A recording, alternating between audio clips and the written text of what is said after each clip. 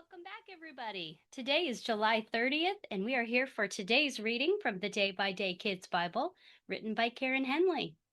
Thank you so much for joining me, listening on that podcast, watching on that video. I'm so glad that you're here with me. Yesterday, we finished the book of Zechariah, and today we are going to begin the book of Esther. So if you are following along on that commitment calendar, it's time to take that out and get your sticker ready or whatever you're using to mark that off, because you're about to hear the Bible today. Look at that. We have one more day left in this month, and then we are going to be done with 7 months this year. Wow. We are getting so close to starting the New Testament, the New Covenant. Well, I want to give us a little bit of background here as to the time frame. As we know, as we just mentioned, we're getting closer to the time of the New Covenant. And so the book of Esther takes place somewhere between 460 and 350 BC. So this is only about 350 to 450 years before Jesus comes. This is taking place in Persia, and there are still people who were brought out of exile and who are living in Persia. So we are seeing families, not everybody has returned to Jerusalem, and God has purpose for them where they are as well. Today, we're going to be seeing the consequences of disobedience. We are going to see that you remember when a long time ago, when King Saul was ruling, he battled the king of the Amalekites, and his name was Agag, and his descendants were called the Agagites. And so when he was told by God to kill him and all of the people, he was told to wipe them out. Saul did not obey God. And instead, the prophet Samuel came and said, "You did not obey God." And Saul said, "Yes, I did. I killed everybody and it's done. I went out. We had battle." And Saul said, "Well, then what is all this sounds of animals that I hear?" And Saul said, "Oh, well, the people kept the best of the animals and we saved the king." And Saul said, "Then you did not obey." So because way back then, when King Saul did not completely get rid of the Amalekites and Agagites, we are going to be seeing a descendant giving trouble in the Persian court for the Jews. The Amalekites and the Agagites. The Agag is just simply like a name given to the king. So they are enemies against the Jewish people. And so when we see Haman is a descendant of them, and he doesn't like the Jewish people. So once he finds out that Mordecai is Jewish, he is now going to be going after the Jewish people. So I wanted to point out that this all stems from disobedience. All of the problems that we see today are going to stem from disobedience, and the solution will stem from disobedience as well, because God uses everything for good. So let's dig into the book of Esther. We're going to be covering the first 3 chapters of the book of Esther. The first chapter is called The King's Dinner Party. It was some time after God gave messages to Zechariah. I'm actually going to tell us when this was. This was in the 3rd year of a new King Artaxerxes' reign. So now we have a new king, Artaxerxes, who is after Darius, who made the law and allowed the people to go back to building the temple. And this is in his 3rd year of his reign. After God gave messages to Zechariah, there was now another king named Xerxes, and he was king of Persia. His palace was in the city of Susa. Xerxes had been king for 3 years when he had a big party. All the rich men and leaders came. All the army leaders and the princes came. The king showed the riches of his kingdom to everyone for 180 days. That is 6 months. After that, the king had a dinner party, and it was in the king's garden. All of the men of Susa came. There were some important men and some not so important men. The king had invited everybody, big and small. There were marble posts in the garden. White and blue cloth hung from the posts on white ropes. The floor was made from small tiles of stone that cost a lot. And silver and gold seats were all around. Everyone got to drink wine from gold cups, and each cup was different from the others. There was plenty of wine, and the king gave it out freely. The king told his servants to serve whatever the people asked for. Now, Queen Vashti had a dinner party for the women, and it was in the king's palace. 7 days passed.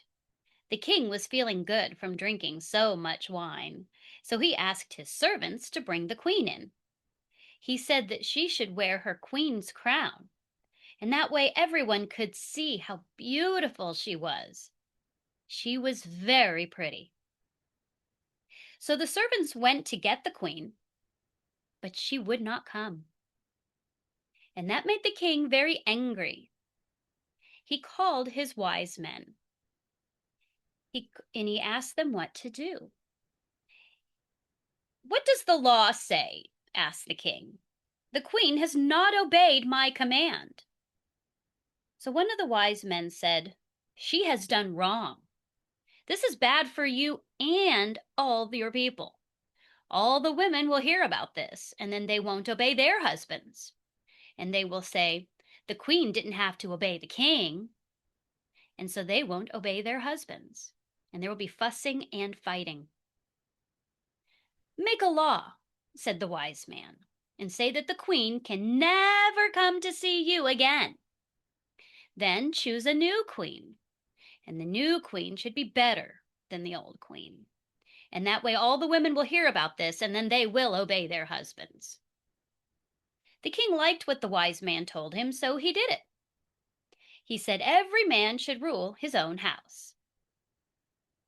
Chapter 2, The New Queen. Later, the king cooled down, and he wasn't angry anymore. He remembered the queen, and he remembered what she did. He remembered the law he had made. Then the king's helpers gave him an idea. "Let people look for beautiful young women in your land. Choose men to bring these women to the city of Susa. One of your helpers is in charge of the women. Let him take charge and care of these young women, and they can have special beauty care. Then you can see which one you like best. She can be the new queen." The king liked this idea, so he did it. Now in Susa, there was a Jewish man named Mordecai, and he had come from a family of people taken from Jerusalem. He had a cousin named Esther. She was very beautiful. Her mother and father had died, so Mordecai was taking care of her, and he treated her like his own daughter. Many young women were coming to Susa, and the king's helper was taking care of them. Esther was taken to the palace too, and the king's helper liked Esther very much. He gave her special beauty care and special food. He gave Esther and he even gave her 7 maids from the palace. And then he gave Esther and her maids the best place to stay. Esther had not told anyone she was Jewish. Mordecai had told her not to talk about it. So every day Mordecai walked around near the palace yard, and he tried to find out what kinds of things were happening to Esther. Now the beauty care for a young woman took 12 months. She had 6 months with special oils, and she had 6 months with perfumes and makeup, and then she would go see the king. She could take anything she wanted with her. The young women would go see the king in the evening, and the next morning she would leave. And then she would stay with the young women in another part of the palace. And she wouldn't go back to the king unless he liked her, and then he might ask her to come back. One evening, Esther's turn came. Everyone who saw Esther liked her, and the king liked her more than any other girl. So he put the crown on her head, and he made her the new queen. Then the king gave a great dinner party for Esther, and all the rich men and leaders came. The king said that day would be a holiday everywhere, and he gave gifts to the people. Now Mordecai kept sitting near the king's gate, and there were 2 guards at the door. These guards got angry at the king, and they made plans to kill him. But Mordecai found out about their plans. He told Queen Esther, and Queen Esther told the king, and she told the king that Mordecai had found this out. The king checked it out. He found out that it was true. So the 2 guards were killed, and they were hanged on poles. And all of this was written down in the king's books. Chapter 3. A letter with bad news. One day the king called in a man named Haman. The king made Haman greater than the other leaders. And the king said that the leaders had to bow to Haman. So all the leaders bowed to him, but Mordecai would not bow down to him. The guards at the gate asked Mordecai, "Why don't you obey the king?" And every day they asked him, but he still would not bow. Mordecai had told the guards he was Jewish. So they told Haman about it, and they wanted to see what he would think. Haman was very angry. He thought killing Mordecai wouldn't be enough. So he looked for a way to kill all the Jewish people. Haman talked to the king about it. "There are some people in your kingdom," he said. "They are different from all the other people, and they don't obey your laws. And that's not good. So you should make a law to get rid of these people. I'll pay you 375 tons of silver to do it." So the king took his ring from his finger, and he gave it to Haman. "Keep the silver," said the king, "but do whatever you want with these people." So Haman had the king's helpers write a letter in every language. They sent it all around the land, and they signed it with the king's ring. The letter said to kill all the Jewish people. It said to kill everyone, young and old, even women and children. And it told the day when they were to be killed. And that's the end of our reading today. I'm going to read us a little bit out of the Big Bible in chapter 3, where it talks about Haman.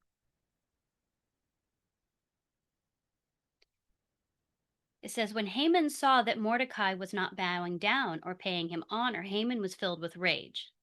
But it was repugnant in his eyes to lay hands on Mordecai alone, for they had told him the identity of Mordecai's people, the Jews. So Haman sought to destroy all the Jews, the people of Mordecai, who were throughout the whole kingdom of Xerxes." And then it says down in verse 10 that the king took his signet ring from his hand and gave it to Haman, son of Hammedatha the Agagite, enemy of the Jews. And there we go. So what we see is that this is occurring partly because Saul did not get rid of all the Amalekites. And we see his disobedience coming to haunt them all those years later. We don't know just how far our sin can travel. Just like we've talked about that we don't know how far our good can travel or our sin. It's almost like we make ripples. And the effects that we have carry on and on and on. So it's very important that the impact that we have, that we obey God fully, because we don't know how strongly, or we don't know how many things will be affected in the future by either our disobedience or by our obedience. Mordecai had raised Esther as his own.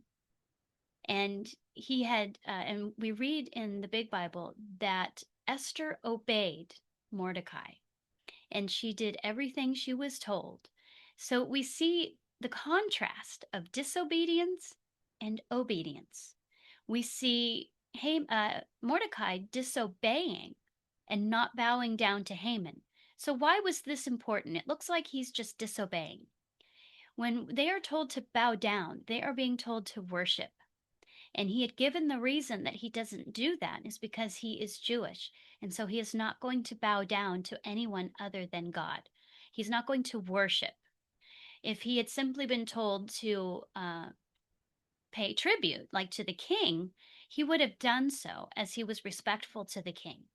But he was not going to bow down to worship Haman. And so that is what is implied, is that he was not bowing down. And so that's why he said that he didn't do so, because he was Jewish. It wasn't simply because he had disrespect for Haman, it was because of the way that Haman was looking to have himself elevated. And so the king had elevated Haman to that status.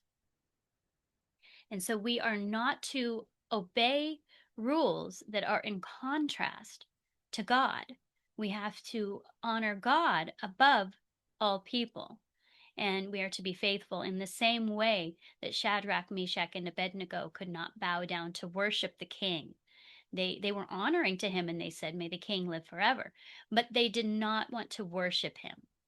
And we see that their steadfastness and their faith was held up by God when he saved them. And so we will see the same thing when God is protecting of Mordecai, and he protects his Jewish people, even though the people, some of them are still in Persia, which used to be Babylon, remember?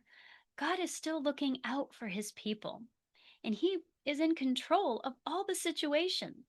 And we will talk about when Mordecai tells Esther later, that things happen just for such a time as this. And so we see Esther's obedience. And I'm going to point that out by reading some of the Big Bible. So remember how it says that Esther could take anything with her when she went to go see the king? Our version of the Bible left out the fact that when it says in verse 15, when the turn came, in chapter 2, verse 15, when the turn came for Esther, the daughter of Abihail, the uncle of Mordecai, who had taken her as his daughter to go to the king, she did not ask for anything except what Haggai, the king's eunuch, the guardian of the women, advised. And Esther won favor in the eyes of all who saw her. So she did as she was told. She accepted advice and she obeyed. So she also, let's see, it mentions somewhere else too that she had obeyed. I think it's in chapter 3.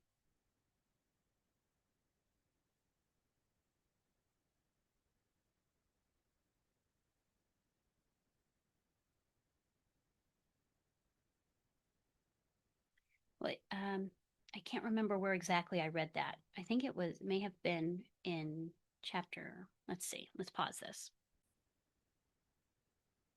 Here we go. In chapter 2, further down in verse 20, it says that Esther had not yet made known her lineage or her people, just as Mordecai had told her. Esther continued to follow Mordecai's instructions, as she had done when he was bringing her up. So we see here that Esther is obedient. And what we see in the very beginning was that Queen Vashti was not obedient.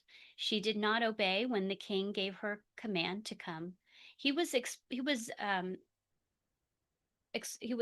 showing off all of his riches and his beautiful things.